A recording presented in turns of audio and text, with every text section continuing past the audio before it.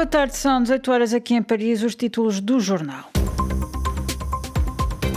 Liliana Henriques. Angola, o antigo presidente angolano José Eduardo dos Santos morreu hoje aos 79 anos de idade. Japão, o antigo chefe do governo japonês Shinzo Abe foi baleado durante um comício eleitoral em Nara, no oeste do país, tendo falecido algumas horas depois devido aos ferimentos. Connosco no estúdio está Duško Sekulic na realização e de imediato as notícias. RFI, as vozes do mundo.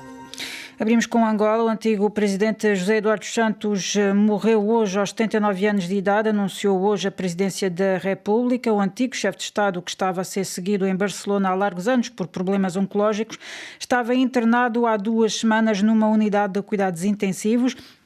José Eduardo dos Santos foi um dos dirigentes com maior longevidade no poder. Ele liderou o país durante 38 anos, até 2017.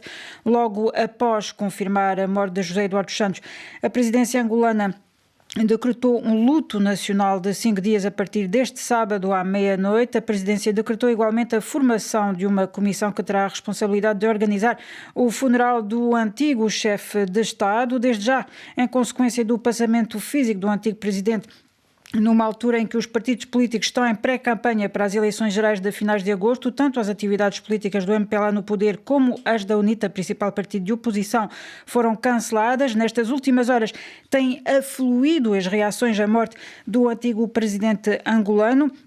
Sebastião Isata, figura histórica ligada ao MPLA, diplomata e professor da Universidade Católica em Luanda, enfatiza o legado de José Eduardo dos Santos. Ele teve efetivamente a responsabilidade de criar, de implementar a democracia constitucional, a democracia pluralista em Angola. Há sempre manifestações, há sempre segmentos sociais descontentes e isto é normal. Numa sociedade não pode haver unanimidade. Era o diplomata e académico angolano Sebastião Isata, entrevistado por Miguel Martins, que voltaremos a ouvir na segunda parte da emissão. Por sua vez, a ativista angolana Laura Macedo afirma que José Eduardo dos Santos fica para a história do seu país como o déspota que proporcionou o dilapidar do país. O que mais sobressai desta passagem de José Eduardo dos Santos pelo poder foi o aumento da pobreza e da miséria nas populações, o empoderamento de figuras ligadas a ele e aos governos que comandou de forma ilícita. Isto é assim, quando alguém me fala em José Eduardo, é isto que eu vejo. Um déspota que proporcionou o dilapidar do país de uma forma inédita, podemos assim dizer. Era a ativista angolana Laura Macedo, entrevistada por Neidi Ribeiro, que voltaremos a ouvir dentro de instantes na segunda parte desta emissão. A nível internacional, também chegaram mensagens de pesar. O presidente português Marcelo Rebelo de Sousa considerou que José Eduardo dos Santos foi um protagonista decisivo nas relações entre os dois países e povos. O chefe de Estado da Guiné-Bissau lembrou José Eduardo dos Santos como um líder ímpar que lutou pela causa de África. Com a morte de José Eduardo dos Santos, Cabo Verde perde um amigo, afirmou por sua vez o presidente de Cabo Verde, José Maria Neves. O presidente José Eduardo dos Santos foi um grande amigo de Cabo Verde, apoiou em vários momentos o processo de desenvolvimento do nosso país, mas também um grande amigo dos cabo-verdianos residentes em Angola, e temos de lamentar a morte de José Eduardo dos Santos e apresentar ao governo e ao povo de Angola as nossas condolências e também enviar um abraço de amizade e de solidariedade à família de José Eduardo dos Santos. Cabo Verde perde um grande amigo e um líder africano que sempre contribuiu para o crescimento econômico e espiritual destas ilhas, de modo que também estaremos de luto pela morte do presidente José Eduardo dos Santos. Era o presidente cabo-verdiano José Maria Neves em declarações recolhidas por Odair Santos. O ex-presidente de Cabo Verde, Pedro Pires, que conheceu de perto o antigo chefe de Estado angolano, recordou-o como um amigo e um líder fundamental para a edificação do seu país. Era um amigo com quem tinha uma certa cumplicidade e com quem discutíamos questões sensíveis. José Eduardo dos Santos teve um papel importante na consolidação do Estado angolano. Não diria na libertação, na qual ele participou, mas na consolidação da Nova Angola, mas, sobretudo, o papel dele na libertação da África do Sul do domínio do apartheid. O apartheid foi derrotado em Angola, no Cuito Carnaval principalmente. De modo, ele, como líder angolano, do meu ponto de vista, ele teve um papel fundamental para que surgisse a Nova Angola, sobretudo Angola a partir de 92.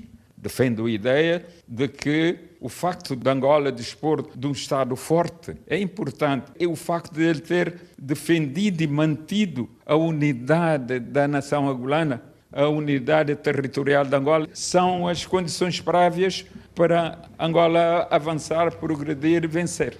Era o antigo presidente cabo-verdiano Pedro Pires em declarações recolhidas por Odair Santos. Entretanto, desta vez em Moçambique, o movimento sindical promete mobilizar uma marcha contra o elevado custo de vida caso o governo não adote medidas corretivas. Mais pormenores com Orfeu Lisboa.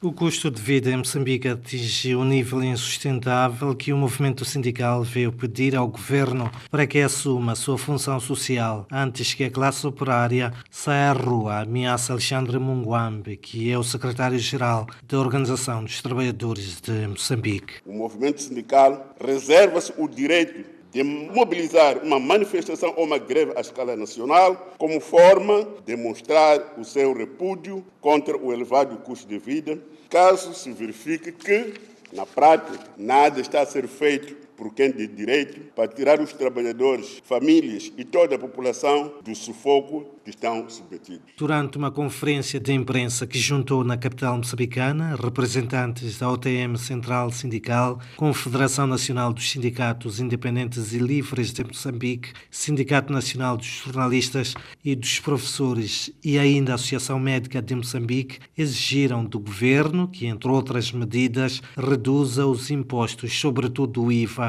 nos produtos de primeira necessidade e também no combustível. De Maputo para a RFI, Orfeu, Lisboa. São Tomé, 102.8 FM. No Japão, o antigo chefe do governo japonês Shinzo Abe foi mortalmente baleado durante um comício eleitoral em Nara, no oeste do país. O autor, um homem de cerca de 40 anos, foi detido no local. Mais explicações com Catarina Falcão. Shinzo Abe participava num comício de campanha para as eleições do Senado que acontecem no domingo, na cidade de Nara, no oeste do Japão, quando, durante a sua intervenção, foi baleado nas costas. Segundo os relatos de quem estava neste encontro político, o antigo primeiro-ministro estaria a discursar quando foram ouvidos tiros. O antigo primeiro-ministro japonês terá sido atingido por pelo menos 2 tiros, tendo havido logo na tribuna uma primeira tentativa de reanimação, com o homem político japonês a sangrar do pescoço. Um homem de 41 anos, identificado como Tetsuya Yamagami, foi imediatamente detido no local após os disparos. Yamagami é, segundo os meios de comunicação japoneses, um ex-militar da Marinha Nipónica e terá construído manualmente a arma que vitimou mortalmente o antigo primeiro-ministro, já que o Japão tem leis muito restritas em relação à posse de armas. Até agora não se conhecem os motivos do atirador, com as autoridades a já terem feito buscas na sua casa. Shinzo Abe, que tinha 67 anos, acabaria por morrer no hospital algumas horas mais tarde. Este líder japonês foi o primeiro-ministro que ficou mais tempo em funções no país, tendo sido chefe de governo primeiro por um ano em 2006 e regressando ao poder em 2012, tendo cumprido o seu mandato até 2020. Nesse ano, abandonou o cargo devido a razões de saúde. Este atentado tem causado fortes reações internacionais, com a China e a Alemanha a dizerem-se chocadas com o ataque, com Emmanuel Macron, presidente francês, a dizer que Abe dedicou a sua vida ao equilíbrio do mundo. Vladimir Putin disse que se trata de uma perda irreparável irreparável. Já os Estados Unidos, através do secretário de Estado, Antony Blinken, lembraram um dirigente visionário. E com a morte de Shinzo Abe, terminamos também este segundo noticiário. A informação continua agora.